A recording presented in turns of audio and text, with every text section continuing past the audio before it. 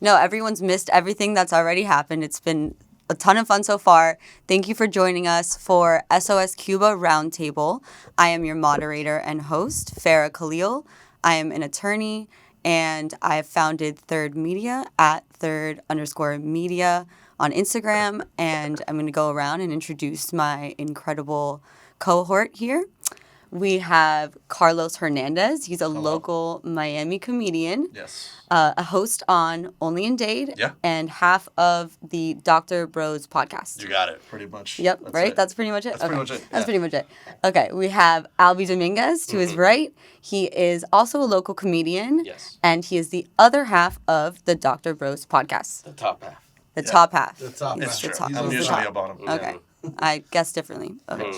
Mm. All right. To my left, we have Travis Cohen. He is a author and journalist, also a local Miamian. And then to his left, Shannon Bustamante, an entrepreneur and a very outspoken local activist. So I'm going to open it up this way. We're all local Miamians. We all have some kind of ties to Cuba. So let's just go ahead and start with, what are our ties to Cuba? What does Cuba mean to us? So, Travis, how about you kick us off? Is that cool? Sure. So I'm, like Farah said, I'm born and raised here in Miami. My mom came from Cuba when she was 3 in '62 with my grandparents and her sister. They got out, and the next day, the guy that helped them get out was executed by the government. So they barely made it out. I was, as you know, many of the Cubans in Miami have been. I was raised in Hialeah, grew up in Hialeah, was born in Hialeah. And Cuba's always been sort of a home away from home in that way, right? You and I were talking earlier today about how Miami kind of feels like satellite Cuba, especially right now. And Hialeah has always felt sort of like an epicenter of that. So it's always felt really, really close to home. When I visited family there, it's felt like home. So to see what's happening right now, in part, it's heartbreaking when you see people getting shot and rounded up, treated like animals in the streets by their own government, by their own people who are supposed to be protecting them. But it's also really inspiring to see what's happening, both on the island and here. So it's exciting. There's, we were talking earlier about how we don't know what's happening, but we do know something's happening. Yes. Okay. What about you, Shannon? So, my mom was a hippie free spirit from Pennsylvania. Went to the original Woodstock, but my father, who was really the only family that I do have, because my mom's side, when she, left home at 17, kind of abandoned her. So my father's side was the only true family I had, which was my Cuban side of the family. So my father's side, my abuela Georgina was very wealthy in Oriente in Cuba. Had everything she wanted, came from a wealthy family. Her first husband, who was, her high school sweetheart, was actually, she had 2 kids with him. When all of this happened with Fidel taking over the communism that was happening, her own brother actually killed her husband, her sweetheart, her love. From there, I guess she met my abuelo, which is Miguel Bustamante. Miguel Bustamante, my dad's father, had my dad, had my uncles, my aunts, and during this time, all the wealth, everything, the campo, all the money that they had, everything they had, the sugar cane fields, the farms that they had were all taken from them already. So my uncle was already on the straight, had to leave his wife and his 3 kids behind. My dad, who's Seaweed, the original Seaweed, I'm Seaweed Jr., had to leave him behind, my uncle behind, and my tia behind, with a single woman who's having to walk from town to town to meet with family, coming from having everything to begging to be able to just, stay at a family member's house for the night and have some milk, and some bread. And my uncle was able to make it to Mexico, do what he had to do to get his family from Cuba to Mexico, and then legally bring them into the United States. And the reason why I'm so passionate about it today, you'll see my videos. It's been endless, nonstop. Is just feeling my abuela's remorse. Hearing her story, seeing her cry, talk about it. Yeah, she remarried, but the love of her life was executed by her own brother because of communism, because of what was happening, and all of that pain and everything that I knew that they endured. I'm generations after that, and I'm like, I have fire in my heart right now. Like I'm ready to go. I'm pissed off. I'm mad, and that's why we're here today. Like I miss my son's practice to be here. I'm a coach on his football team, and it matters that much to me. People tell me like, but man, it's been generations. You don't even have family there. It doesn't matter. Like somewhere there's DNA and bloodline of mine over there getting slaughtered, getting abused. Like he said, round up, and like you said, we're here. We don't know what to do, but we're trying to do something. Right. Whatever it takes. Yeah, that's exactly what So this that's is why about. I'm here. Thank you. Let's go. So I was both my parents are Cuban, but I was born in Mexico. My parents met in Mexico. My mom went to travel there, but both my grandparents knew each other from working together, like in trains. But my parents never knew each other. Like it was just like she's traveling to Mexico. You should know her. And then they fell in love in Mexico. They went back to Cuba, and then they decided to move to Mexico in '92, and then they had me. And I was born in Mexico. I was raised there till I was 10. But obviously, like, Cuba has always been in my blood. I went back to Cuba.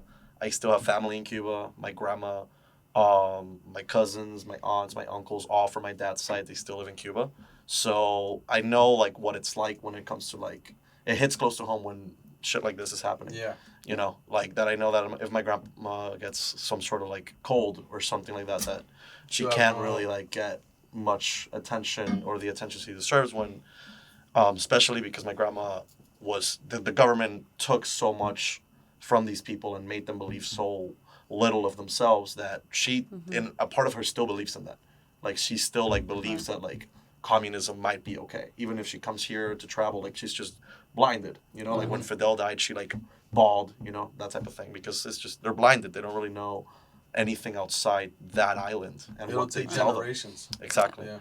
Wow. So it sucks. And my cousins, they have kids there. They have, I have cousins there, and it sucks because they feel like I talked to my cousin on Facebook today, and I was like, "Hey, how are you?" And he was like, "Everything's fine." And I was like, "No, seriously, what's going on?" And then he sent me like an essay of like everything that's really happening.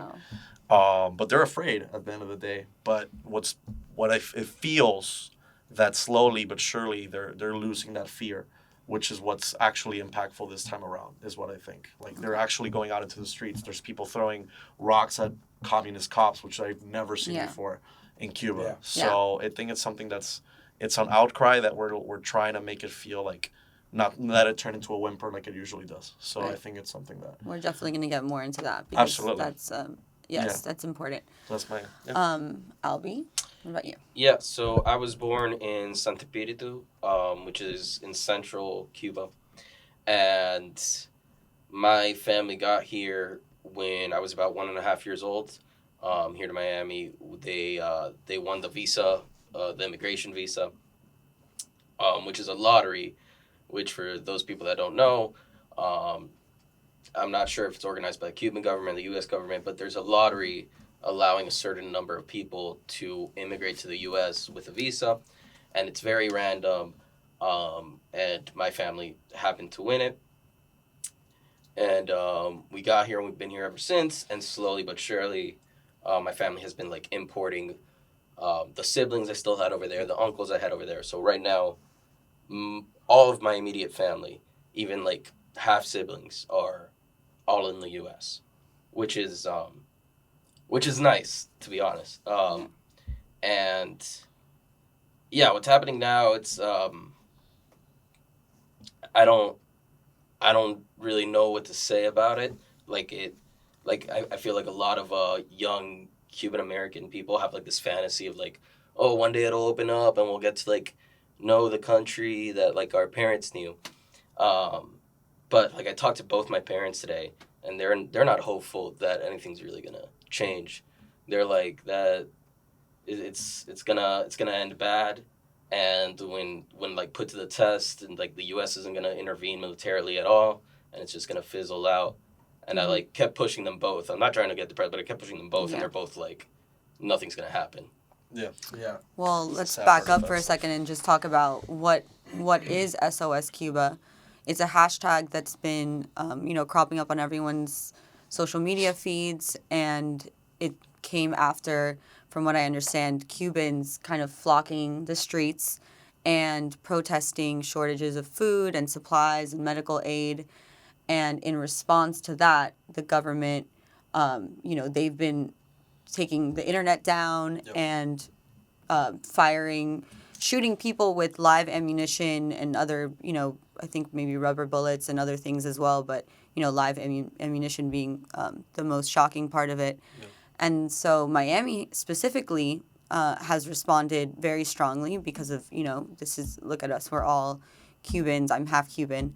But we've specifically responded in a similar fashion, and we've all come out and started protesting as well. So I guess the question is that understanding right? Is that what's happening in Cuba? And what are we doing here with our protests? What is the purpose? What are we trying to get at? So, one thing that I want to say that's interesting, because my wife, hi Katie, she works for a local news station, and she's been doing a lot of coverage on what's been going on, and coming to me a lot because she's from New Jersey. She doesn't really have a connection to Cuba, and coming to me, sort of running things by me every so often, getting my take on things. And one of the things that you've seen since the get-go of this, especially, it's interesting to look at Twitter and the way its algorithm started filtering this out into what is trending about Cuba. And it was the original hashtag was that people were out in the street, or hashtag, the original trending topic was that people were out in the streets trying to spread awareness about vaccine shortages and food shortages, right? And there was a lot of backlash against that because that's not what this is about, right? No. That the outbreak in Matanzas and the food shortages that have happened over the course of the last year is part of like the tinder that lit the spark, but what it leads to when you have this, right? When you go back to 94 and El Maleconazo, the last time you really had protests in the streets in Cuba, it's about what life is there, right? It's not necessarily just about vaccines or food or medical shortages. It's we're not living here. We're not alive here. And one thing that I wanted to go back to that Albie said that I think is really important, my grandparents were very similar, in terms of their perspective, their outlook on Cuba before they passed. And, I visited a few times before they passed and then after. And I was the first person in my family to go back in a little over 35 years. And there was a lot of pushback against that. They didn't want me to go back. They thought I was glamorizing what it is or romanticizing it, and that's not what it was. Yo quería conocer mis raíces. I wanted to know where I was from. I wanted to know my family. I wanted to know my culture, because even if you're born here, raised here, if you're raised here in a Cuban household, that connection is so strong. Mm-hmm. It's so potent. I wanted to know that. And when I would talk to them about it and talk to them about what they hope the outcome down the line might be, there was a definite sense of hopelessness and apathy and resignation. And my grandfather would always say, Cuba's gone. Mi país no existe. Mi isla está muerto. Like, he had everything taken from him. He was thrown in jail as a dissident before he got out. He suffered the rest of his life from PTSD, from, physical issues, from the abuse he faced in prison. And his country was dead to him. And I think the thing that you're starting to see now, there's so much that's starting to change in Cuba and in Miami, in the Cuban community, the Cuban American community, as, a lot of that generation gets older and the younger generation starts to become more aware and more vocal. There's hope. There seems to be like that hope, and is starting to outweigh the apathy. And like you were talking about, fear is there, right? Of course, fear is there. You're talking about a country of people without guns facing a government that is perfectly fine about not just sending cops out, uniformed cops out in the streets with guns and batons, but their special secret forces, the Black Berets out in plain clothes stabbing people in crowds, right? This is not like anything we know about here. This is a whole other animal of oppression, and the idea that people are starting to not be afraid to overturn cop cars, to throw rocks at the cops, to get into fist fights with the cops, to say, fuck you, no, we have the numbers, this is our island, this is our home, it's not yours, right? Is, it's a weird thing, because some of that, like, amargura, like that bitterness, when you grow up around it and it's all you hear, it rubs off on you a little bit, and you start to be a little bit resigned and hopeless as well. But something like this really, really makes you feel a little bit hopeful. So why now? Because from what I understood, you're saying that this has been happening. This is nothing new. And I think to some extent, most people know that, right? This is a struggling communist country. Why are we now all of a sudden banding together? Why are the Cubans all of a sudden banding together? Where has this fearlessness come from? What's different? What's changed? So someone started it. Others followed. Eventually, we're seeing how courageous. I mentioned to you guys earlier.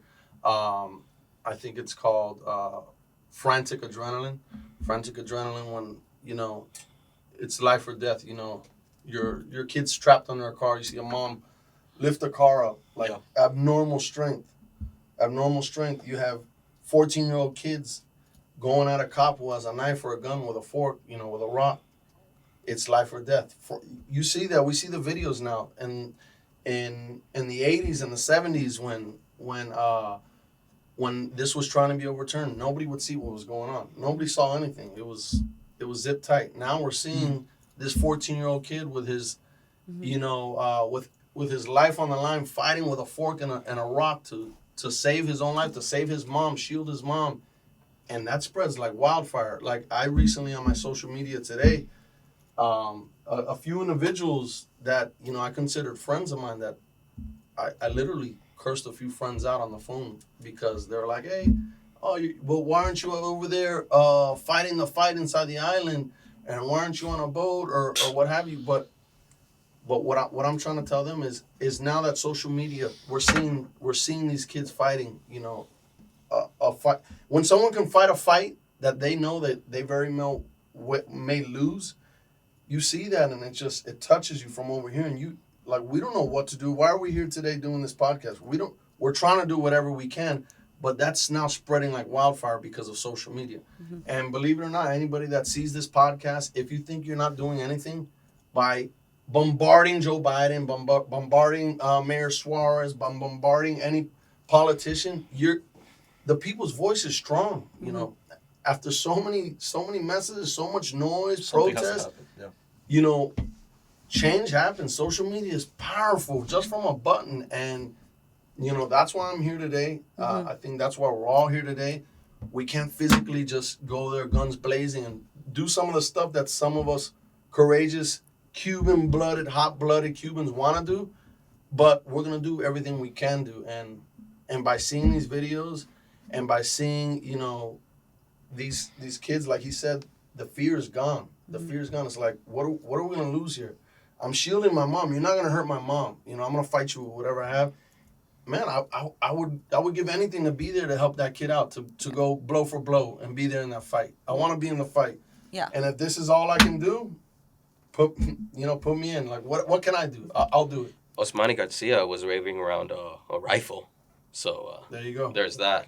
Yeah, Osmani Garcia went to Washington today. With a rifle? No, not with a rifle. Osmani Garcia's a local Cuban artist, and he's been really like outcrying, just like how you've been like very vocal like all of us on social media. I was able to interview him today actually through our Only in Date account, and he went to Washington like on Sunday night. Wow. He stayed over there. He started a protest with all the Cubans that live there. He was, you know, it's a very emotional moment, like you're Yeah. saying, because And you're seeing. What is he? So what is everyone looking for? What is he looking for? Is it U.S. intervention? Is that? I think that's the Is main that thing what that we people want? want, Okay. We all whether it's want like US unspoken intervention. for or not. People don't like to say it for some reason because it deals with politics, but it really Yeah. doesn't. Whether it was Trump in power, Biden in power, Bush, whoever it was, that there still needs to be some sort of intervention that we need to take into our own hands because we're the only country that could do it and would do it. Yeah. So that's why everybody's so like, let's do it, because when are we gonna actually, you know, put action into just like,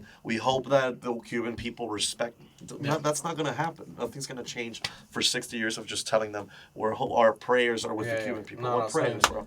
Yeah. Can I touch on that? Yeah, absolutely. Touching on that, yeah, our hope is, you know, like I said, social media or whatnot, Biden to move his ass, you know, get moving, you know, do more than just a little talk. Another thing that, you know, I know would help, I'm trying to put myself in these people's shoes, and something that I know helps is if you're, for instance, the conversation was, because I was trying to gather as many of my friends that have big boats to go and get us, even if we can't get in. If we could get 15 miles offshore, right? And you're there, you're in a stadium, like you're fighting a fight. You're in a football game, a basketball game. It's an empty stadium. You're coming out flat. You're not gonna. If you have your island surrounded by people that love you, that want to bite these people's heads off, and the whole world is buzzing behind you, you're gonna have that extra pep in your step. Let's talk about that plan. You're gonna have that extra courage. Yeah. So You're gonna what get was some this swagger. plan? I saw it on your social media. I explained to everyone else that may not have seen it. What were you trying to it organize? wasn't necessarily me. It was a local that I piggybacked. I was just so emotional, and some of the stuff, to be frank, to be honest, I don't even know if it's possible. Okay. But we're all, like I said, bouncing off our wall. It's like if your kid was in danger, you're like grabbing whatever you can to like stop this. So I don't know if it is even possible. I did get feedback because I'm in the fishing community, sport fish captains, people who are in Key West who are like, yo, seaweed, back off, dude. You know, there's Cuban militia surrounding all of the island. You're going to get shot up. You're going to get blown up. You know, I got some of that. I spread some of that on to some Cubans who lost family members or who endured some of this pain more recent than the other ones. And they legitimately looked me in the eyes and like, I don't give a shit. You know, we're going. You know, And and I think people they're did still go. going. And people did go. Yeah, there's people going right now. Okay. Yeah. Go ahead, Travis. there's you know, and this is something that you and I talked about earlier today, and also kind of to circle back to it, there's a lot about this that people don't like to talk about. Yep. Right? That some of us know more explicitly than others, some of us acknowledge more explicitly than others, some of us don't want to because we're talking about some uncomfortable truths. And things that aren't popular to say, right? For instance, in what you were talking about in terms of U.S. intervention, I don't know that that's likely to happen unless Russia steps up or China steps up, because it's, you know, Cuba since, you know, for 60 years, Cuba has been a risk-reward equation for the U.S. because as much as it should be humanitarian, exclusively humanitarian, it's political. 100%. It's always been political. It's always likely to be political until you push it to that breaking point, which is what I think is starting to happen now, is starting to inch towards now, where you don't just have outcry in Cuba and in Little Havana, but you have it in, you know, in Rome and in London and across the United States and in Mexico. Like which is happening. It's right now. and I saw a lot of the videos you guys posted only in Dade, and it was really, really amazing to see that support worldwide and that outcry worldwide. And when you saw that happening in the wake of George Floyd, you saw that lead to shifts movements. in policy, Yes. right? Shifts in decision making. But, and this is to circle back to what you were talking about, you know, let's just hop on a boat, let's go.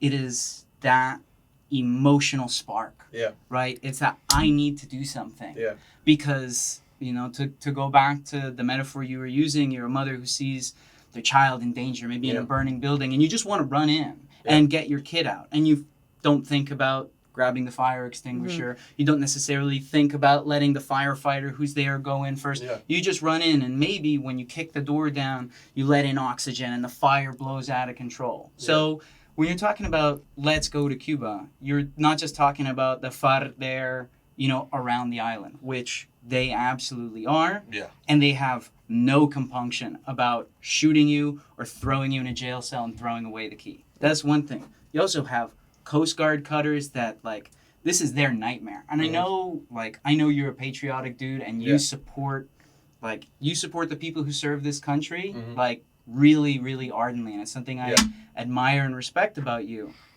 You kind of have to think about the guys in the Coast Guard, right? The situation they're put in? This is their nightmare scenario. Yeah. They wouldn't want to do Because that. how are they going to tell someone?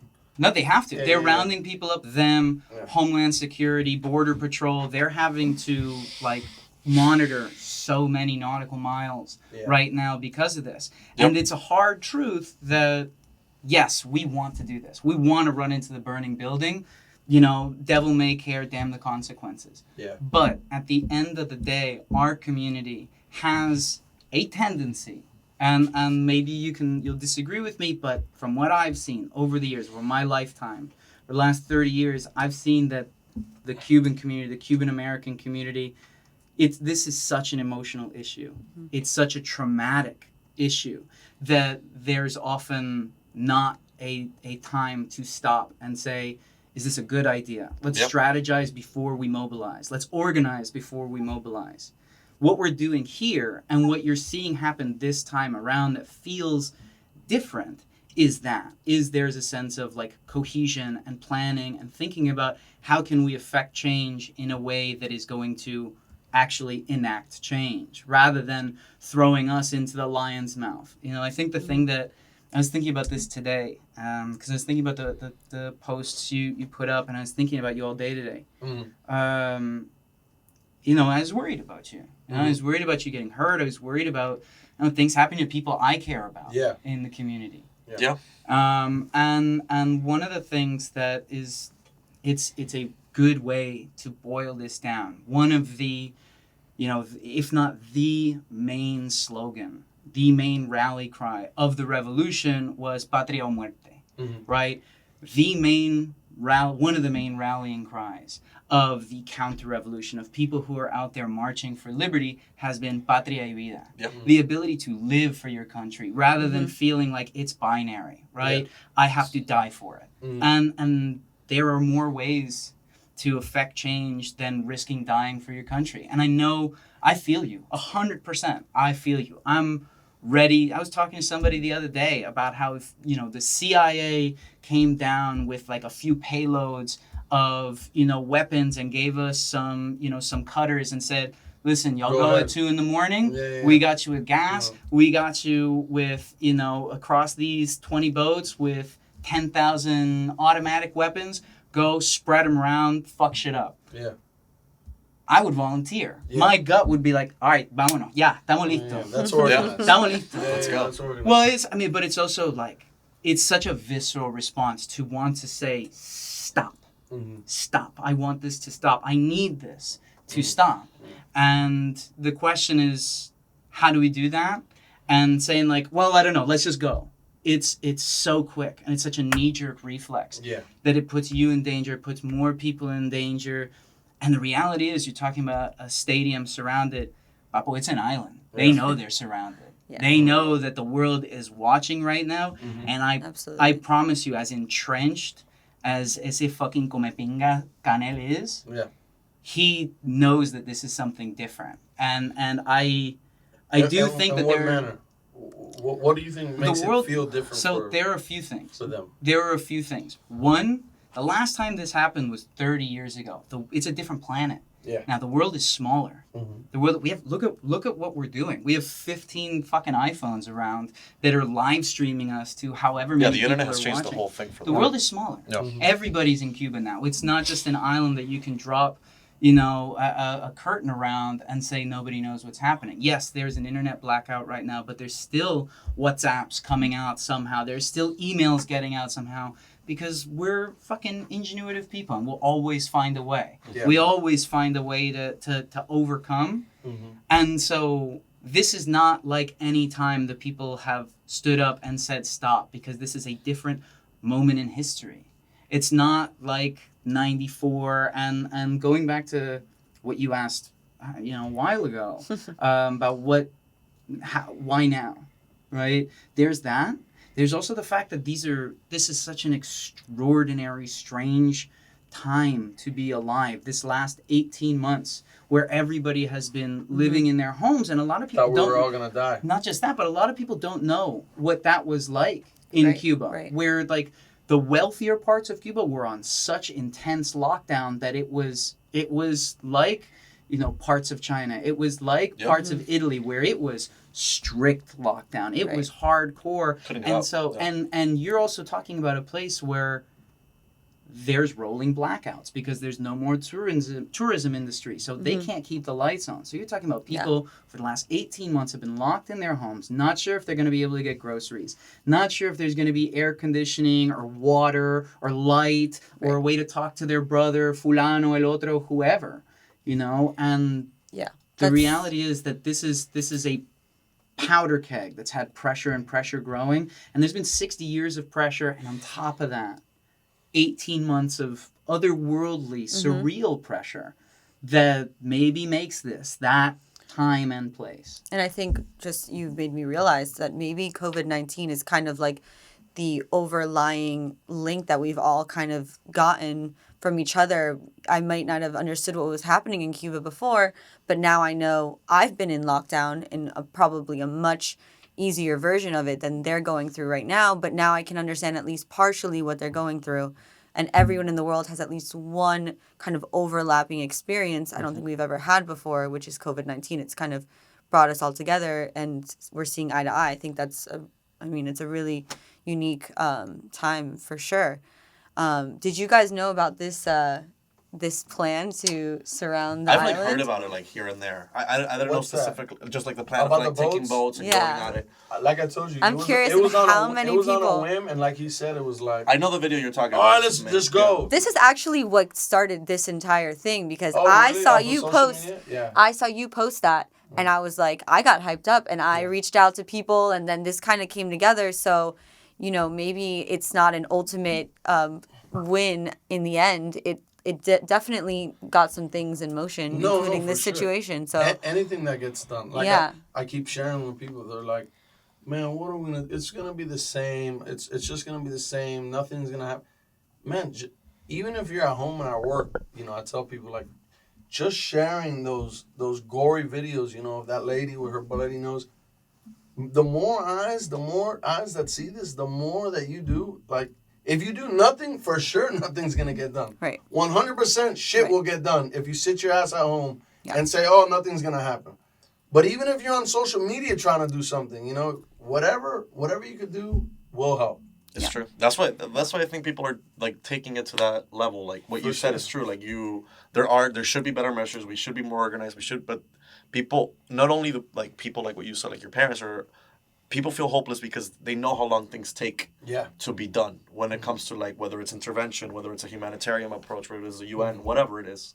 So because they know how long it takes, and we're a world because we're so small and everything moves so quick that the next story could be bigger, and then we're You're done right. with Cuba. Absolutely. Yeah. Just like what happened with anything, Yes. like Venezuela went through something very similar, like Yeah. just a few months ago, Yes. and nothing. And then they were like on the streets for a week. We were going at it. The Venezuelan people were in Doral, like it was, and then it just like if nothing happened. Do you think Venezuela had as much, I think because we're a were man. they as close as, I don't know, I speak for Sure. myself, but like the story just leaked recently. I believe it was said that it was Camagüey, which was one of the bigger cities in Cuba, but I think it was Santa Clara, and it showed reinforcements, showed the police, and there was such a wall of people, Yeah, so many thousands of Cubans coming that they were just like, "Oi, let them pass. let them in," and I didn't, excuse me if I didn't, but I didn't follow what happened with Venezuela as close. Was Venezuela, did they ever have this much steam? I think they definitely had steam that was running, and this was earlier this year, I believe, or like towards the end of last year, because similar things were happening with the whole COVID thing, and like it was very restrictive over there. I have cousins that are Venezuelan, like Okay. that like they're Cuban but they moved to Moved to Venezuela. Venezuela, So yeah, that just was like I was one born in more. Mexico, they were born in Venezuela. So there was definitely outcry. There's definitely a lighter, not a lighter version of communism. There's no lighter version of that, but just Yeah, like communism. there's communism that's newer there than it is to Diet Cuba. communism. Yeah. You know what I mean? Diet. At this point, it's just full on. Sorry. All the calories are everywhere. Yeah. But it's they also were like missing toilet paper, essentials. That it was like, what's happening? We gotta like go out on the street. Like we can't be doing this. And that was also like what you said, something that sparked it. But it's been something that like Maduro, Chavez, they like ruined that country terribly, and Cuba had a huge part in doing that. And because that happened, people were going out on the streets here. But I don't think it's as big as Cuba because there's a lot more history there right now. There's 60 years of it. It's an island that no one's like people that are here. They know like at least in Miami, it's gonna be way more impactful. Yeah. And because we're pushing it that much further, I think that the world, the country's seeing it a lot more now. But it sucks that we're people that are like, let's fucking go, let's do Yeah, it, let's yeah. get our whatever we're gonna do, let's Yeah. fucking. But that's why I think limited. people are like they're like hopeless, but they're also like, what can we do that will help? Right. Yeah. So because things take long to actually be done properly, and Yeah. when new stories come out, and then you move on to the next one. So that's why everybody's just you gotta live in this moment, and you gotta just like. We gotta For just sure. do Just as grab much as it. We can gotta with roll with it For until sure. the next here at story 11 comes o'clock at through. night, Yeah, for man. real. Yeah, Yeah. absolutely. Anything that can be done. Yeah. And so I mean, go ahead. sorry, no, like I think the biggest difference between us and Venezuela, for I'm not saying this is necessarily a good thing or a bad thing, but I just think it's true. Like Cuban Americans are very like overrepresented minority in terms of like power in Washington and power in Miami, of course. So it's like I think that Cuban Americans are in a unique position to Make something happen. make something Yeah, happen, for sure.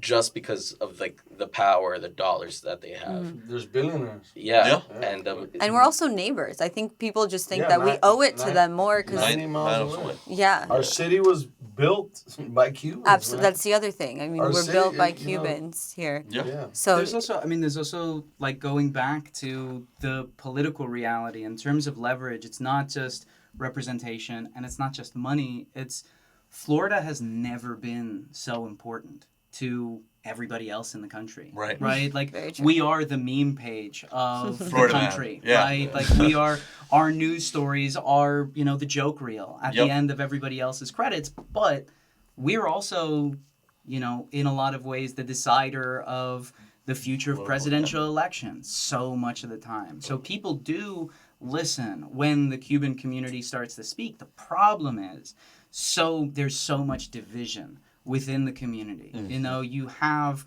really hardcore arch conservative Cubans who still want to find Kennedy's body and set it on fire. That's a good And point. you have Cubans who are diehard Bernie fans and Obama fans, and it's so divided now that it's hard to get us to speak with one voice. But going to what we're talking about sort of a sense of like a universal experience, right? This feels like a more unified moment than anything in my lifetime when it comes to Cuba, right? I remember with Elian. Elian was so divisive in the community, which was wild to me because he didn't seem like that divisive of an issue, and it was a shit show, and you had Cubans eating their own young and shouting each other down from the rafters and saying you're a piece of... No, there was so much discord within the community, and you don't really seem to have that much now. Yeah, you have people saying, okay, let's go, let's do it ourselves, and you have people saying no, but it's not rising to the level of vehemence that I've seen in the past, and that's really heartening. That's really cool to see. is there any kind of discord within the Cuban community, or is everyone kind of backing up U.S. intervention? And I don't know. It's funny. I was thinking about that. I think I talked to you about it. I don't know. I don't know if there's a divide as far as if you're conservative and you're Democrat, if that's happening. But at least what I've seen is the more conservative side of the Cuban people are pushing for that, and then on the other side is more a peaceful approach from what I've noticed. Just like the people I follow and my friends that I know Interesting. who's what. What is a But peaceful approach? I don't know. I don't know what that would Curious be. about that. It's the like whole let it take its let it- course. let Let it it take take its Diplomacy. course. Let's Well, let the diplomatic Let's see path what take it's its gonna course. take, which is Okay. fine. Like I understand that, but Interesting. yeah. But it hasn't worked in 60 It hasn't years, worked. right? The idea of the embargo and, sending harsh messages, it hasn't really worked, Yeah. right? And you think, like, it's one of the things that makes Cuba so interesting, not just as somebody who sees it as, their blood and their roots, but also to study from a historical point of view. There's no other country really quite like Cuba Yep. and the regime that's been there for the last 60 years. Why? So, I mean, even if you look at when you look at the history of communist countries, right, and you look at the roots of communist Cuba going back to Russia, right, going back to the Soviet Union, rather. The Soviet Union collapsed after it became so spread out and so financially spent that it finally had to let in American influence and open up a little bit, just a little bit. And once that started happening, you had the individual countries within the Soviet Union rebelling. It was too big, too spread out, and it was this hollowed out, empty piece of garbage that couldn't stand up under its own weight anymore. Cuba has been able to hold on through horrific economic downturns and an outcry from around the world and protest within, because it's this small self-contained island that has a stranglehold over the people. There hasn't been any way to build that momentum to start rocking the boat and maybe tossing over the cop car that's got its tire on your neck.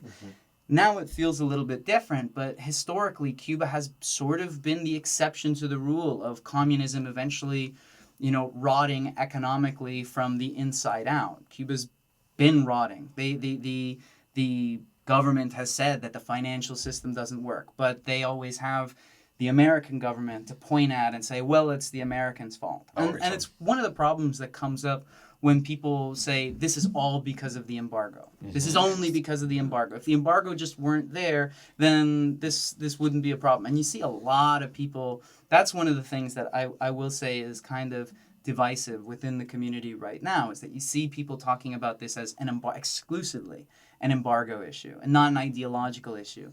When you have the Cuban government, green-lighting building 4 or 5-star hotels, in the midst of the embargo. Right. And they have money coming in. It's just not distributed to the people. It's not spent on the welfare of the people. It's for the good of the state and the people who the state counts as.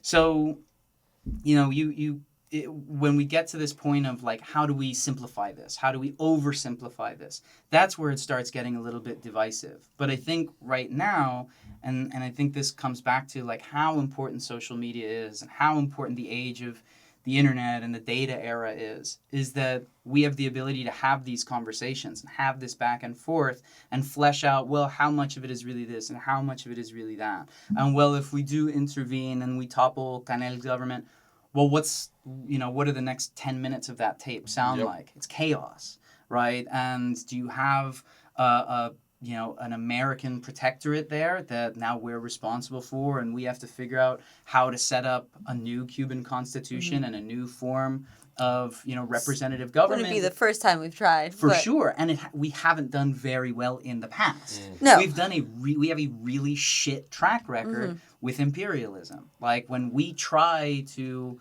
set up a new government, it usually blows up in our faces in the long run. And I don't know that that's necessarily what would happen in Cuba, especially with it being in our backyard, with it being so close, with there being so many people who would maybe want to go home and want to, help raise their country up once they were given the opportunity to. But I think it's one of the things that's, really interesting right now is that a lot of people are willing to say, yeah, I don't know what happens next. I know that something is happening and I'm excited to see it through and be part of it and raise my voice for the next step. But to just assume that we know that it's going to be this or it's going to be that, that's usually where you get like a little bit of divisiveness. Who do you think is if there was anyone that knew what would happen? Like who do you because no one really knows is the thing. Like no one would be there's no one to blame or to point at and be like, that person knows what the next step is. Right. So Right. that's what makes it like. And we're so close to Cuba. I mean, in what sense are we putting ourselves in jeopardy as a group from Miami or people from Miami advocating for intervention and then potentially being kind of caught in the crossfire here? Yep. So I don't know that we really talk about that. And we also really don't talk about this in the context of the U.S. intervention globally, which we've always kind of hated, and everyone always complains when we get involved in other countries. But so why is this appropriate? I think we kind of touched on it, but that the government somehow owes it to Cubans. But I don't know. I think we're still really far from any kind of forward-moving plan. U.S. intervention, peacefully. I don't know what that really looks like. Well, I mean, if you look at Cuba in terms of human rights violations, Yeah. right? That is usually where the U.S. in the past, when you separate resource interests, oil interests, power interests, proxy wars, things like that. When you look at the U.S. stepping up and intervening, in moments where it seems to be purely for a humanitarian reason, it has been gross human rights violations. In Bosnia and Herzegovina, like it's something that it has happened in the past.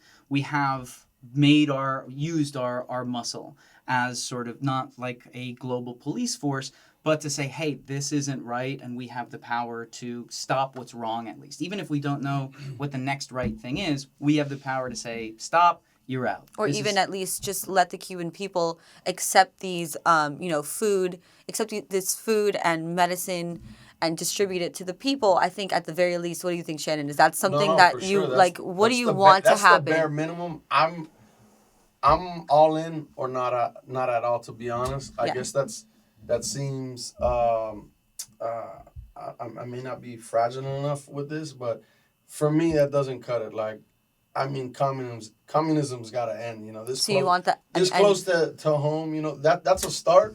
Let us in. Let us feed our people. Let us get them medicine. Let us get them care.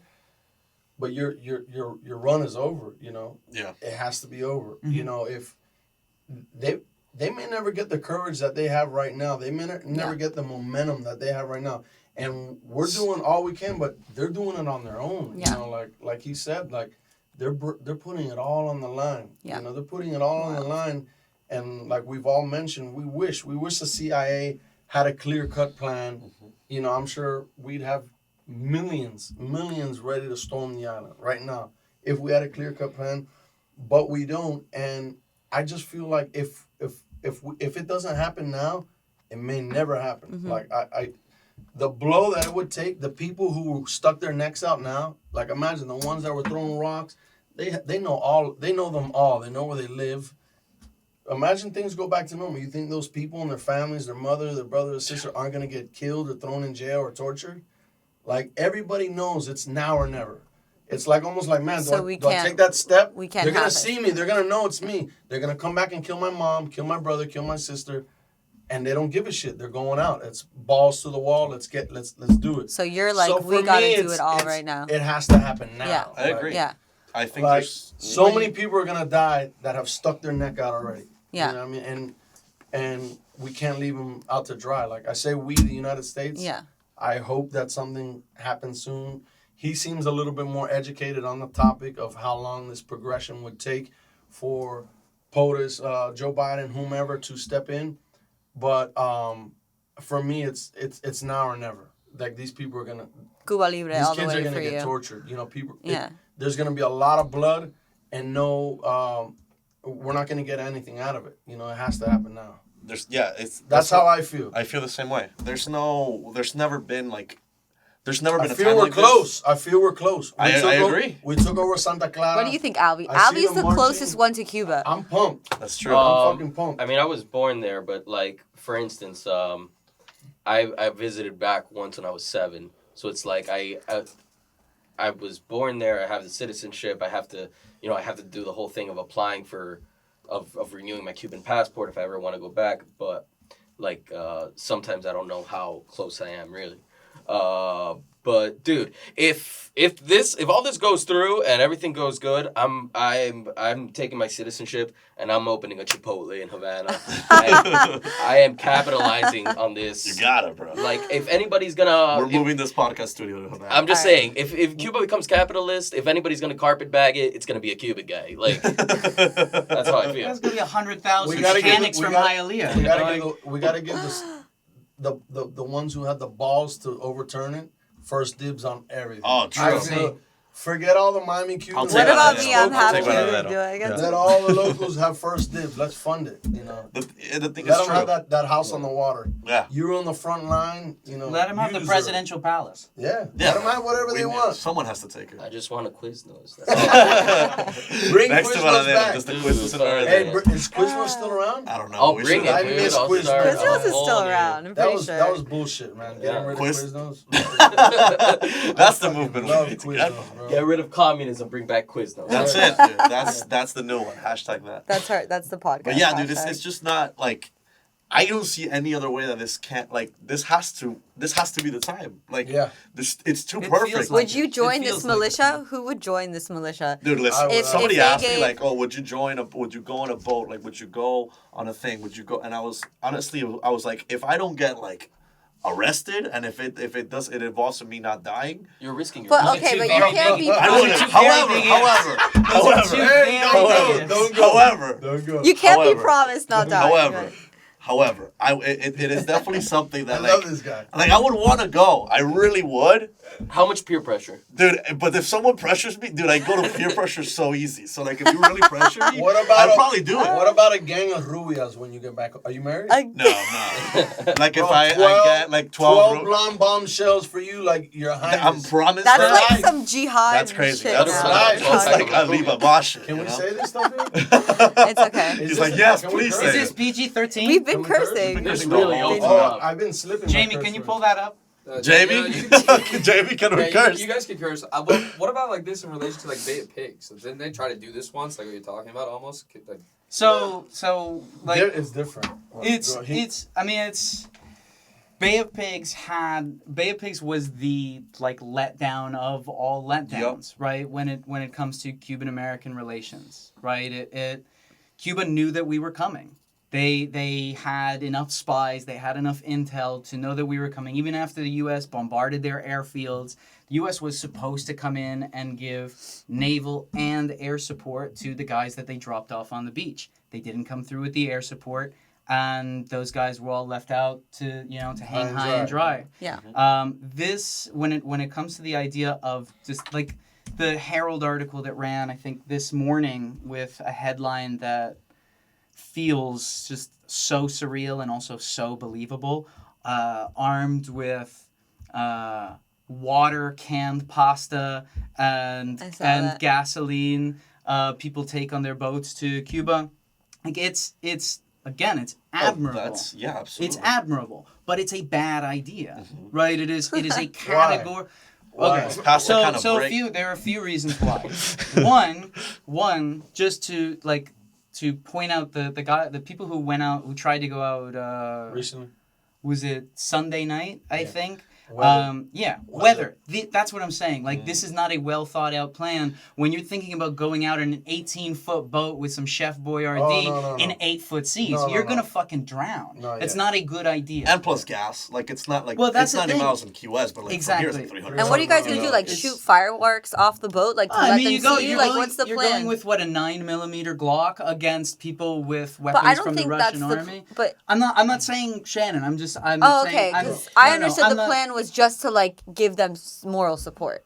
I that's the way I looked at it. Again, this is like something, a tragedy just happened and everybody's just storming and addressing the tragedy. So there's different ideas. I may be saying something that Okay. 20 other Cubans that are going have I different disagree. intentions than Understood. me. Okay. So yeah, some of I the- didn't mean to. They may want to go shoot Okay. militia boats. Some of the Okay. people who Right. got There's some And people that's do. very well possible. some of the people who got People are stopped fucking over it. Yeah, man. by I think Border Patrol either last night or My the wife night shut me before. down. They were stopped and turned around because they had guns on board. Okay. Right, so it's So so the Bay of Pigs is a big failure. And so how are we? And it was the U.S. failing Cubans. Yes. Right? It was the U.S. failing Cubans and Cuban Americans who wanted to serve both their home country and their adoptive country. And this is should be the reason for the strained relationship between the Democrats and the Politically, Cubans yes. politically. Partly, Because yeah. I don't That think is some part of it. people That's know what they want to that. take Kennedy's head and what you said. portion. Yeah. Yeah. It's definitely a big part of it. Okay, so then in what way are we falling back into that right now? How are It's we? completely different. Okay. It's happening from within, from the people. Yeah. So I'm just touching up on stories that I'm hearing, and I'm trying to spread as much as I can on my limited social media, because I wish I was some big guy that was more impactful, with a bigger following, because I care that much. But I'm just trying to spread what I can, and the bits and pieces I'm getting is that imagine, these are Cuban policemen, whatever militia there. I don't know them by cadet or what have you, but you have them. They're here. These are their childhood buddies that they played baseball with. Maybe their cousin that they're beating, pounding, punching them in the ribs. They're getting tired. They're seeing that there's momentum, and when people see momentum, they want to join in. The more momentum they see, the louder. Again, we're not shit. We're far as hell away, and we're just sharing on social media. But it's still fucking helping with momentum. I guarantee you it's helping with momentum. There's people on the island that are saying, Coño, Miami's on fucking fire, bro. They want to kill. They want to come. Yeah. Let's fucking go. Let's go. So the bits and pieces that I'm hearing are that some of the armed militia are disarming and joining their brothers. They're opening up paths. They're switching. They're luring people into traps. The police in the traps, and then jumping on them in uniform. That it's the plan is coming to fruition. I feel this is different. So the difference is that this is coming from within, from the whole. It seems like the whole island. The whole island is like at arms and ready to go, ready to rock. So they're ready to help themselves in a way that maybe they. Yeah. And they're ready for us to help them. As to before, it was more quiet. He knows more details because I'm not great on history, but. As to before, it was more, hey, you guys are covering this certain amount of people, this is the plan. Now it's like it's all the people. All the people are out on the streets. Yeah. So that's the difference I see. But again, I don't know the details of the Bay of the Pigs as much as my brother may know. Yeah, I think it's just that, like, at this point, whether it's like you believe in communism or not, it's just like it's affecting their life to the point that they're dying on the street, like because of they don't have enough resources or whatever it is. It's just to the point that it's like now everybody, whether you believe on that shit or not, like we're all just like, this is just too much. Or you see your neighbor, getting her head punched in, right? Like that's it. That's all it takes for me. What you just smashed this old lady, like what the hell? Let's kill these guys. And I know it's different because the way, like I was saying with my cousin, like I asked him, like, and this, like he has like 3 daughters, like he lives like, my grandma's the one who lives there. He's just like still like the head of that. But like I asked him, which is something that whenever you ask somebody how are you, this is why it impacted me today. How are you? And they say everything's good, right? No matter where they are. Todo bien, and they always say that. And I asked him, no, for real, this man sent me everything, and I was like, literally at the end of the message, he said, "Yo te dejo saber si puedes hacer algo más," which I asked him, which he's never said anything like that. Can you tell us what some of the shit he was saying? You pass me my phone real quick. I'll tell you because there's like what a lot that means, and that he'll let you know. I'll definitely let you know how you can help. And he's never mentioned, like he's never said anything like that before. Like it's a very like, and I didn't ask him like specific. I'll tell you right now what he said because I was like, I asked him specifically. He said, so in Spanish, I was like, primo, because he said hola, and I had asked him like this whole weekend, like where you, how, and he had a reply. So I was like scared, obviously, but the internet was out. Somehow he replied to me and was like, primo, dime cómo están las cosas por allá. He said, hola, primo, todo bien aquí. And I was like, dime honestamente, aquí todo el mundo está preocupado. And he's like, primo, honestamente, la cosa está muy fea. Por ahora estén tranquilos, pero te voy a decir, pero les digo si pasa algo. Hay muchos lugares donde están haciendo sublevación. Sublevación, that they're like they're uprising. That's what I think that means. I'm not really sure. That's what I thought. Las tiendas las están saqueando todas en diferentes lugares. Hay barrios de nosotros, el barrio de nosotros está medio tranquilo. Pero, por ejemplo, en el municipio de nosotros, en un lugar, Café Colón, se puso fea la cosa. La gente empezó a protestar y a romper paredes. breaking walls, breaking windows. La gente aquí no está manifestando pacíficamente ya. Está vandaleando las tiendas, like they're like going into stores, etc. They're raiding Pretty them. much like what? Looting Looting. them. Looting. Like, It's no longer passive. it's no longer passive. Yeah. Han intentado meterse en estaciones de policía. They've tried to enter Wow. the police stations, which is huge. I don't think that's Yeah, something yeah. like has happened. Por eso pone más caliente la cosa así. That's why things are a little bit heated up here. Además, los apagones en provincia eran mucho también. There's still a lot of like blackouts. Pero primo, por ahora quédense tranquilos. Esperamos a ver si esto se tranquiliza. Pero yo he visto todas las noticias que están pasando desde allá y veo los videos que han cedido y aprecio lo que está pasando. Te aseguro que te dejo saber si pueden hacer algo más. Listen how humble that is. Yeah. Like, here, most people be scared shitless. Yeah. This guy's like, hey. This is like open, but it's still super scared of a Yeah. message. You Right. know? He doesn't want to but scare he just you, Seems it like feels either like. he's Doesn't wanna get in pingu, trouble. like cold as ice. Right. Yeah. That's He's also true. desensitized to this shit. They're all They're desensitized all at this point. They're like, they're desensitized. breaking windows, they're going into The police average stations, American is but fucking, it's all good. help! Yeah. Help me! Pero Absolutely. quédate tranquilo. Yeah, we don't have It's all power. good, don't worry. We I'm don't have feeling fine. power. What part of Cuba is that? Eso es en Víbora, en la Víbora. Is that This is like en La Campo or Habana. city? En La Habana. Okay. En La Habana. He sounds like a Guajiro badass who's like, oh, good. He's great. He works in tech. He's a Yeah. super passive guy himself. Yeah. But just like here, I've never had that deep of a Conversation. He was just really in. Like that's why it impacted me as much as Yeah. it did. So Yeah. one of the things that stands out to me, and one of the things I've been seeing going around both here in Miami and from posts and things I've seen from Cuba, is that there is a sense of empowerment, right? A sense of agency that feels new, and I've seen people here talking about, listen, you're talking about it being just this or just that, and not listening to what the people who are there are saying this is. You're not listening to what the people there are complaining about, and you're Correct. not listening to what the people there are asking for or saying they need. When you look at what people are asking for, saying they need, they're saying, spread our message. Tell people what's happening. Talk about Yes, this. yes. They're not saying, end the embargo, please. They're They not don't saying, mention the they're law. not They saying, don't give a nobody. shit He about- didn't mention they don't give a COVID shit once. about But COVID. that's He what didn't I'm mention that. saying. That So COVID there's shit is bullshit. it's important to note that, because you can't underestimate the strength that people are feeling there right now, the empowerment, the wave, that frantic Yeah, yeah. energy you were Yeah. talking about. And that's why, like, I didn't mean to come across like I'm the only one at the table who doesn't think that this is going to happen now, because I do think this is that moment. I agree. I do think that this is that moment, and I think the thing that I haven't gotten to the point of thinking that I think the U.S. should intervene. I think it's the right thing for America to do. I don't know that I expect it to happen, because I don't have a huge weight, more faith in America than I do in like some of the better Cuban politicians. Right. But especially when I see like fucking Marco Rubio politicizing this to his own ends, like 4 minutes into the first protest, it gets my blood boiling a I little agree. bit. And Yeah. it's like, dude, you're... What do you mean? I'm sorry, touch on that. So...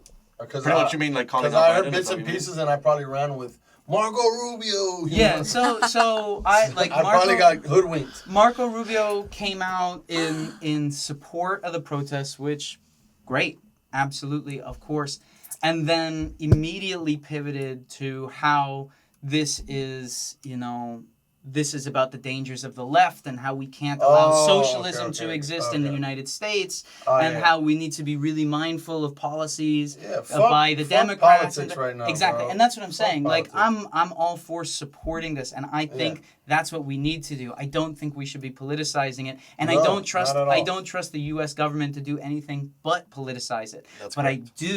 I do have faith right now in the Cuban people. I always have faith in my people, but right now I have faith and belief that this could be different from any other time they've risen up in the streets and been snuffed out immediately after. This feels different. This feels like an important watershed moment, and whether it plays out in the next few days or weeks or months or the next couple of years, right?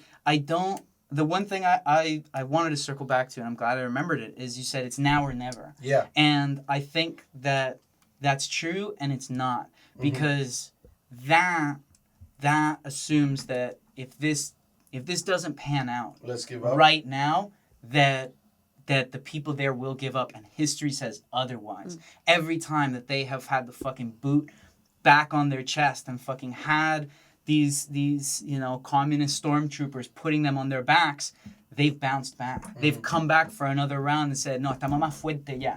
Yeah. Ya estamos aquí otra vez. Vamos, mira, tú quieres luchar, vamos a luchar de nuevo. Like, let's do this again. Yep. And I do think that this is that moment, but I don't necessarily agree that if it doesn't play out right now, it's never going to happen. Because I think that this is, this is the domino effect falling, right? Whether it's today or tomorrow or tomorrow or tomorrow, this is a big fucking domino. I do think that it's the we're seeing beginning of the fall. end. At Yeah, least. In absolutely. the very least. In the very least. I don't know how long that end will be, but I do think Yeah. it's the I beginning. have a question of the for all of you guys. Like, when we're talking manpower, yes. How are you going to outnumber the people? You can't outnumber the people. But man, when you're talking heavy machine guns, heavy, Firepower, heavy weapons, how do they not fold after a while? How do we're here expecting them to win from within the people, and I feel like they have made leeway, and they're so brave and so courageous. But won't it just come down to a mathematical thing to where, man, you're not gonna pass. We're gonna just chop you up. Well, you Get back in your hole. You were We're talking. gonna chop you alive. You were talking yourself about cops putting their weapons down. Yeah. I think tenemos que like, we have to have Oh, a I'm glad degree you of said faith. that. I'm We glad have you to have said a that degree of because faith in our own people realizing, like, this is the time. I do. That's my hope. But I want to touch on that because now there's a rumor that imagine these are communist evil motherfuckers, right? That now they're seeing the Cuban people put down their weapons, put down their badges, and the communist leaders are saying, you know what? I'm gonna bring the baddest SOBs from Venezuela now, who doesn't care, stacking bodies, and is gonna shoot Cubans, anybody moving. That's. Have you heard that rumor? Yeah.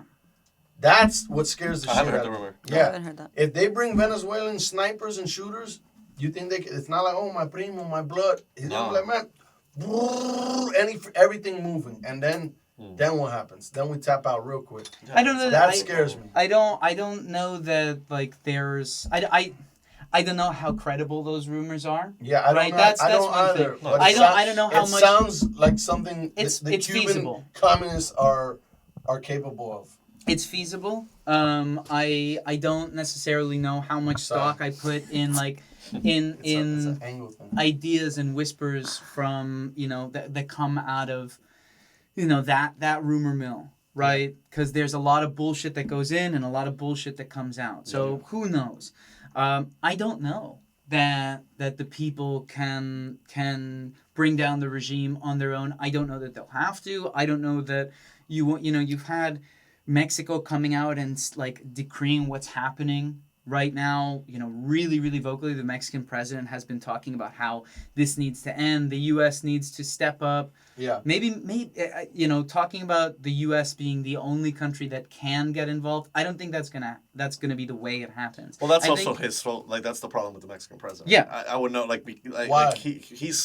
He's just another idiot. Like, Hypocrite? that's why True, he's president. What, he's true, being but hypocrite? But he's also just putting it on the U.S. so that you can also, like, blame. It's Yeah. U.S.'s fault. For That's all sure. he's doing as well. But Oh, okay. my point being, it's not just a two-party issue, right? That's what I'm saying. Yeah, This is I don't something think it's a that party issue at all. Yeah. No, I'm not saying a political party. Yeah. I'm not saying it's just the United States and Cuba. I'm saying that this could lead to, a coalition of countries coming in and that's what my hope is. and making United Canel Nations. step down, Yeah. or hopefully it doesn't come to the invasion of Cuba. Why but not?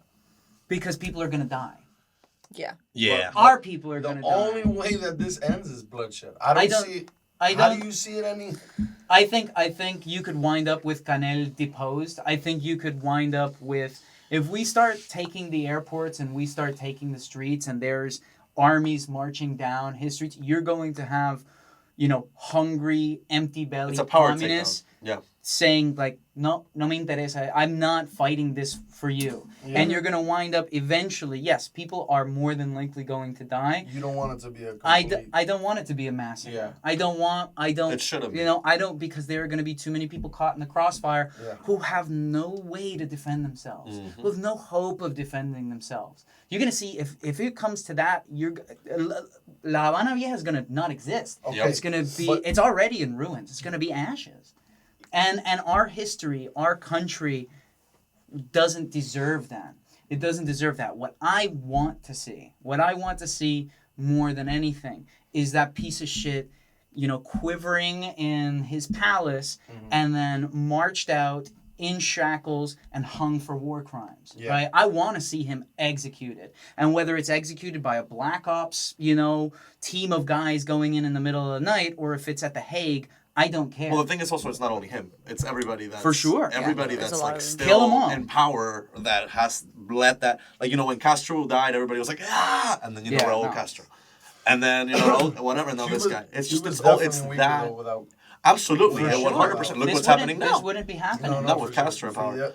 He was Si el evil, caballo but todavía smart. está ahí. Of course. No dude. way. So then it was it's Canel, but it's also obviously anyone that's surrounding that aspect pull of it. the that weed you, up boom, by and the that's root. It. Absolutely, exactly. But And every root that deserves to be. I mean, isn't that? I mean, we're talking like that, but isn't that part of the reason the communists want to hold on so bad? Because like they know, like they let go of power. It's like They have their own island. For sure. They're Who they're wants done to let for. that They're go? they're yeah, dead. they're fucking. They know, Their own right? private I island. Bro, I it's agree. Like MTV Cribs for the rest of your life. Right. like I learned this from Dave Chappelle. I'm no historian, but he talks about how after Dave Chappelle, The great man. historian Dave Chappelle. he talks about how after South Africa, after apartheid, that they didn't necessarily try and execute all the people responsible for apartheid, and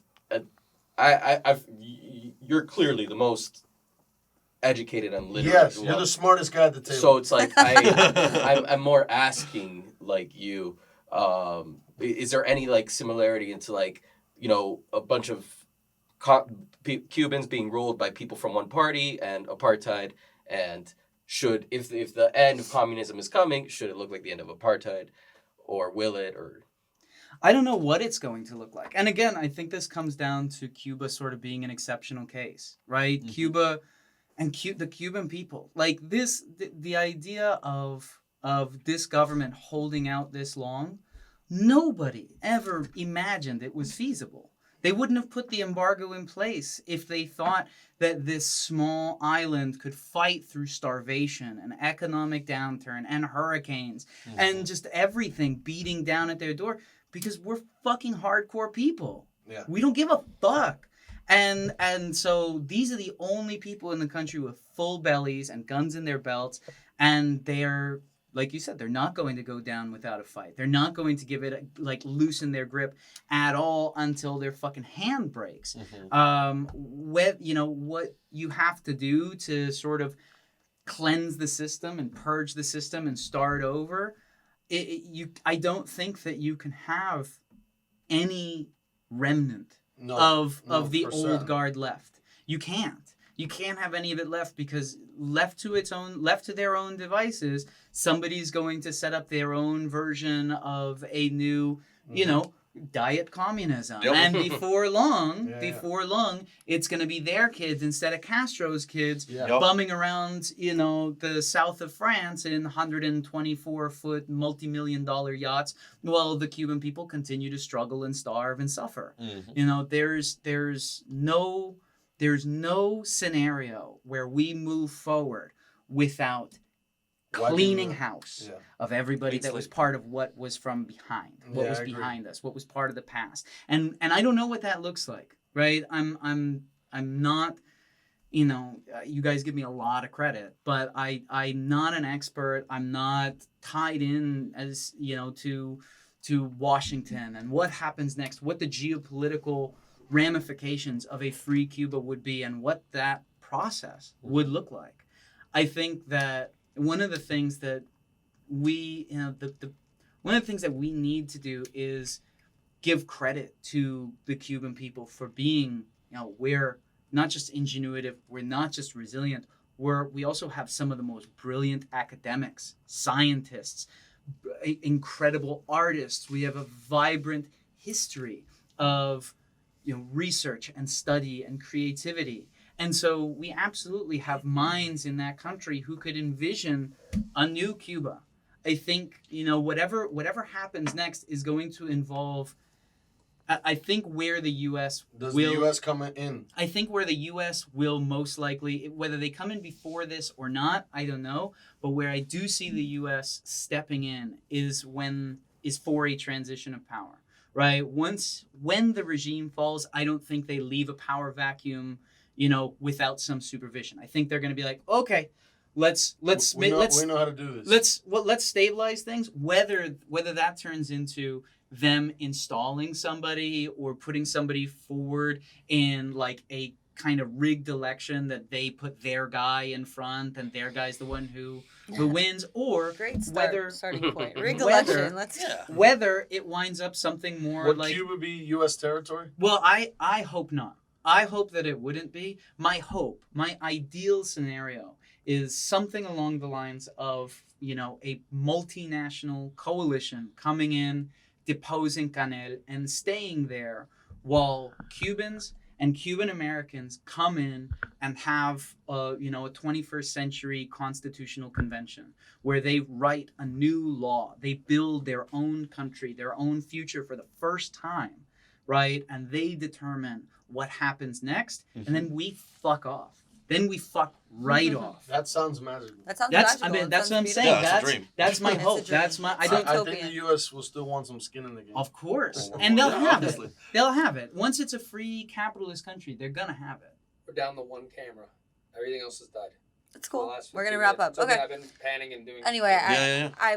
this leads me to the next question, because we're talking all these like utopian kind of idealistic projections of what we hope happens, but we're still here. Like, let's come back Go to ahead, today, Yeah. right? No, I mean, we had to do that. I mean, we have to explore it, but Of course. come back to today. What do we tell the people watching? What do they do? What do they not do? Go ahead, I'm sorry. No, that's the question. So you're a great example. We could start with you. Like, Uh, maybe we don't jump on boats. I mean, And maybe go we to do. Cuba. No, Maybe we fuck do. that. I give them. You never thought of the radical side of it. You thought of the logical side, but if shit got so fucking gnarly and radical to where, forget about Miami, if there was thousands, convoys float, and there's just boats, droves of boats. If enough people come, I mean, it's easy to say that it's impossible, but what if the fucking shit happens? Okay. And I'm not saying that that's What if that it would be what if impossible. radical happens? For sure. When you're pushed against the wall, radical can happen. If radical happens, Yeah. that's one thing. Yeah. 3 boats is not radical. No, 15 no, boats no. and 2 guys on jet skis is not radical. For sure, but That is a great point. But then again, I think in the first maybe it was the idea of start. it, I think the first idea of it, 30, 40 boats left. Just when there was a smidgen of idea of it, without any Yeah. planning. Today there was a Miami Outboard meeting that I reposted. I was gun ho, like you said, like straight tunnel vision to go run through a wall. Well, I thought you were going to fight me when I showed No, up. no, yeah. My wife was frantic, crying, talking to our neighbors, talking to my aunt, talk to Shannon. I can't talk to him because I was like tunnel vision. I think, we want to say, I'm not the guy who's going to say the PG-13 stuff. I'm all for radical, to be honest. Give me the XXX version. Right now, Yeah. Can you tell us what you Let's did today? fuck. Can you show us what you were saying today? I'm all for radical. You guys, if you saw your mom, your aunt, your cousins, family members, your bloodline getting abused and ragged through the streets, shot, you do what you got to do. No one, the U.S. Coast Guard, nobody can tell you how to protect your family. That's life. That's the nature of the beast. I'm all for radical. I'm all for a plan too. I want to attack this and make this end. So that's that side. But on another side, what I have been saying is, and what I've touched on a lot on social media today is people were like criticizing me while they weren't doing shit, mind you. Cubans telling me, bro, but all you're doing is using your platform to share on social media, but you're not really doing anything. Things are going to stay the same. Like I said, look, Bro, you get what credit the- for this. What the hell really will happen if I don't do anything? If I sit first, 1,000% nothing's gonna happen. If I'm sharing these videos, if I'm here doing this podcast, if I'm trying, I'm in the fight. But if I don't do shit, we're not in the fight. So what I want to say on this podcast, everybody, bro, the nurse, the lady, the janitor, the painter who's sweaty, having his lunch break, eating his pan con lechon. Bro, share those videos you're seeing. No, really, share those videos you're seeing. Get them spread all over the world, Europe, Asia, the United States. We want everybody to see what's going on to innocent people. Communists, the only good communist is a dead communist. Spread the word everywhere. Spread social media. You guys can impact so much just by sharing. Just by sharing on social media. Just by sending these videos. That's my message on this podcast. That's what we can do now. Until we have a plan, like you said, there may be a plan.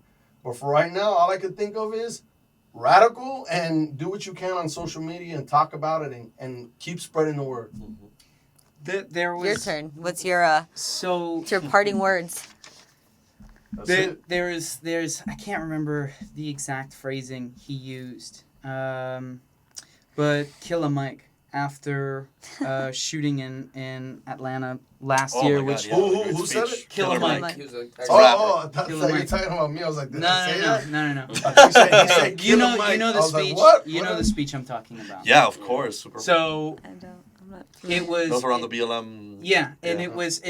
I feel guilty for not remembering the man who got shot's name because it's lost in a sea of names from this last year of people who've been shot and brutalized and lost. But he was so visibly emotional, and Atlanta was burning. His city was burning, and he got there visibly choked up, tears in his eyes, and he said, I know you're in pain. I'm in pain too. I know you're hurting. I'm hurting too. I know you're angry. I'm angry too. I know you want to burn shit and beat these motherfuckers to death. And now I'm starting to paraphrase. But he said that that's not how we get where we're going. That's how we get more of our own killed, and we're all we've got. What we need to do is organize, strategize, mobilize, and then there was a last part of that, and I think that there's a combination of what you were talking about, the radical, the hardcore belief that we can do this ourselves. I don't disagree with you. Yeah. I don't disagree with you. I feel that. I absolutely do. But I think that we can do that together. I think that just saying, whoever shows up and we'll take our chances, I think that there are ways to do this where we can organize, strategize, and mobilize radically together. I think that one of the things that I was talking about with my wife today, was there are ways to spread these messages and create a community that is a little bit more hidden from authorities who would maybe stop us. Yeah. Right? If you were to create, say, a Facebook group where you vetted people and you knew they weren't, whatever, undercovers or whatever, trying to infiltrate this group, then you could create a WhatsApp group that you could keep adding people to and have this growing encrypted list where you could communicate these plans and organize and strategize and mobilize safely, radically, together, and effectively, right? Effectively, that's the key. We are so capable of so much, of flipping the world upside down if we come together, if we do it together, if we take a second and say, "Espérate, brother, Yeah. let's sit down and let's figure out cómo vamos a atacar." Yeah. Instead of coming in a straight line, let's go like this. Yeah. And we have that capacity. And I think that part of that movement, how that sort of started to take shape over the last year with Black Lives Matter especially, was this outcry on social media, in the streets, in protests around the world. It's been impactful. It got people together. It got people talking. It got people organizing and figuring out how to affect that change together. Yeah. And I think that's what we do. That's the next thing. That's the next part, because I don't know what happens after that or after that or after that. But I do know that we can do that. I know that we're doing that now. We're So it's right like here. you guys aren't on opposite Not ends at of the all. spectrum. No, I think the ideal is that you both come together. Both of your energies somehow unite, and there's kind of a strategic. What did you call I it? A would call it strategic attack. adrenaline. Hysterical adrenaline. A strategic hysterical adrenaline. I don't think that could be. That's not Like, possible. Hey, I don't know. You can't have hysterical adrenaline is like at the moment. It's different. I guess we can't cross that. Well, we can try. Yeah. I don't know. Where do you fall on the spectrum? I do. I think I feel like I'm in the middle Okay. of this. Like when you both are speak. I mean, it's not even like you guys are in the No, middle. No, It's- we're on the same. Like, You guys are- we you both guys we are wanted together. to put it. We're not. we're all Stop together. We're all trying to together. divide us. No, Serious? I want to just kidding. show. I get what mean, you're saying. I feel like Logical you and guys, radical. We're Well, gonna you have guys drinks after came. this. I think you guys Please. came together here. If I may give us the credit, is Shannon that you and I kind always of come together. you kind Yeah, of that's my came. brother. You kind Show of me came out, because together. Dr. Rosewood. Oh no, In it's the my last brother. Okay. No, Anyway, Trav. didn't mean I'm not divisive. No, I no, said- but I get what you're saying. You know what I Like in a radical way or in a lot. If it Yeah. was, I think it's just like you said. There has to be a way. Black Lives Matter is a great example of what happened because of the fact that it did get a lot of policies done. Ew. It Yeah. did kind of change our country for the better, and it's something that was always like, it's inside of our country, so it's different. But I do think this is this is like I said at some point in here, it's the beginning of the end. But we can't let it just be. We can't let it go into a whimper, and we can't stop sharing. We can't stop No. posting. We can't stop going out. We Yes. gotta go out into these protests. We gotta go out into the Yes. street, whether it's Yes, Tamiami, sir. whether it's the Palmetto. Everybody was like, "Yeah, don't block the streets." We Yes. gotta do something that's gonna impact it. And if it's Yeah. something that's impacting us right here, the mayor of Hialeah, mi tocayo, Carlos Hernandez, was there in the action. Yeah. He stood up in the middle of the Palmetto, and he was you show that, you see that. You gotta show people that this is it. Like the politicians have to show that. Every influencer, every actor, everybody that has some sort of platform has to really push it forward. Yep. And I know it's kind of tough, and it's kind of like, I don't know if I'm gonna lose followers. Who gives a fuck? No. I was like in my own head, like at some point, like my ego Yeah. caught to me. I'm like, I don't know, but who cares if I'm posting I've too much about abandoned it? so much. It's I've fine. abandoned Absolutely. so much for That- It this. doesn't matter. If- Yeah, I'm a comedian. Yeah, I make things funny, but this is something that's close to heart. Yeah, And if there's one thing that I'm gonna go and Yeah. fall on a sword for, Yeah. it's what my namesake and everything that they've Yeah. been through, and the shit that my family has gone through, and the shit that they're like everything that like I would care about as Yeah. far as like not politically, but just something like that to the core that affects the world or affects the country. It's this. So I can't be quiet about it. We have to spread the word. We have to keep going. We have Yes. to get out on the streets. If for some reason we get on boats and we find a way to strategically do it, we'll do it. But we can't just let another news story take over. No. We can't let something else take over. It has to be a plan that as Cubans or as people that support just humanitarian, like just humanity in general, we can't just let that country stay being what it is, because it's just the worst It's a disgrace. that it is, Yeah. and we just can't let it happen. So keep on doing it, keep sharing it. Don't worry about losing followers. Don't worry about whatever. Let's just try to end this thing already. Yeah. In any way that we can. What about you, Albie? So I think for the people that don't necessarily care, like specifically Cuban Americans that feel like they don't have an opinion on it, or they're too uneducated about the situation to have an opinion, or they just feel removed from the situation. Because it's like I feel like we've touched on everybody that does care what they can do. But if you don't care and you have some sort of tie to Cuba or interest, educate yourself and learn about the history. And this feels like an ego. Like, I'm not saying Cuba. I'm not like a Cuban exceptionalist. I'm not saying Cuba is better than any other country, but for such a small island, it has a very unique and very important history to like the world politics. Yes. So, if you feel like you don't care, educate yourself, because it's, aside from it being important, it's just a good story. And I do want to plug my buddy's podcast, History of the Cuban Revolution, just because he does a very good job at it, and it's just very accessible. So if you don't feel like you're gonna go guns blazing, but you don't know where to start, History of the Cuban Revolution on. Great podcast. Good podcast. Whose that's fine. podcast is it? My buddy Nick Ramos. I think his company is called Think About History, Okay. and he does it very non-biased. You know, doesn't it's not partisan. So wherever you stand on whether you're Republican or Democrat, it shouldn't rub you one way or the other. It's just it's accessible Cuban history, and that's where I'd say to start if you don't feel any type of way about what's going on. And he'll be on the Dr. Bros podcast soon. You'll be there soon. But Just plugging our podcast. Yeah. It's all good. But I also thought about something right now that it was in my head. In Hamilton, you guys know the musical Hamilton, Yeah, right? There's a lyric that Lin-Manuel Miranda says that I think is something that I thought about this today, and it's like this is not a moment, it's a movement. So we have to. It's a movement that's been going on, and we've been trying to like really get it. But this is just we really just got to keep moving as opposed to just like letting it flop. Pa'lante, Or- pa'lante. Pa'lante, pa'lante, Right. like we say. Yes, So, sir. Pa'lante.